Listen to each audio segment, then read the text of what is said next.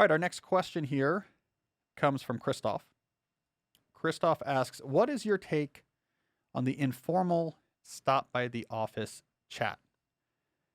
He notes it's synchronous but also disruptive. Instead of multiple emails, a quick chat with my boss while I walk by his office and he waves me down, gets a quick informal project update.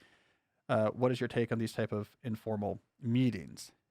Well, Christoph, there's two different forces that are working cross current when it comes to this habit of office stop by. So the positive force is that it helps the boss feel more connected to his or her employees. And I think it actually does achieve that effect, right? It means that you get to have a regular interaction with the people you work with that might not otherwise really happen at all or happen quite infrequently.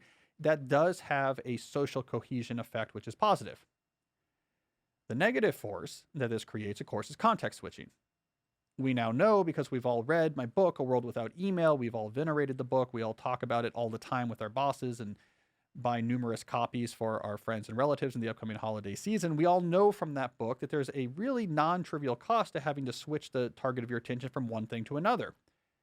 Christoph, you probably feel a sense of fatigue, cognitive fatigue, after your boss stops by, grabs you, you do an update, and you're trying to go back to the things you're doing. You probably feel that fatigue that makes it hard to get going again. Maybe you just devolve into, let me go into my email inbox. I just don't have it anymore. That's not random.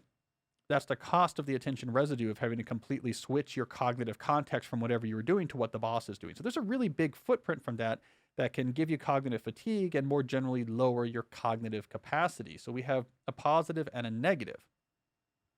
I think the right thing to do here, my personal opinion, is find an alternative way of accomplishing the same positive benefit of the stop bys, the social cohesion benefit that sidesteps the context switching cost. So what this means is, let's have a regular way that we can talk with each other, but it's predictable. I know when it's going to happen. It's not going to happen in the middle of something else I am doing.